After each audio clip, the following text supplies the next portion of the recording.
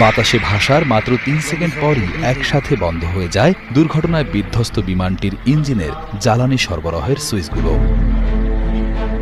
তদন্তে উঠে এসেছে এয়ার ইন্ডিয়ার বিমান বিধ্বস্তের চাঞ্চল্যকর তথ্য। ১২ জুলাই শনিবার ভারতের এভিয়েশন দুর্ঘটনা তদন্তকারীদের প্রকাশিত প্রতিবেদনে বলা হয়েছে, জ্বালানি সরবরাহ বন্ধ হওয়ার কারণে বোয়িং 787 ড্রিমলাইনারটির গতি দ্রুত কমতে শুরু করে এবং নিচের দিকে নামতে থাকে। ককপিট ভয়েস রেকর্ড অনুযায়ী একজন পাইলট আরেকজনকে প্রশ্ন করেন, আপনি কেন জ্বালানি বন্ধ করলেন? জবাবে অপরজন বললেন, আমি বন্ধ করিনি। কিন্তু কারা এই কথা বলেছে, ক্যাপ্টেন নাকি ফার্স্ট অফিসার, রিপোর্টে তার উল্লেখ নেই।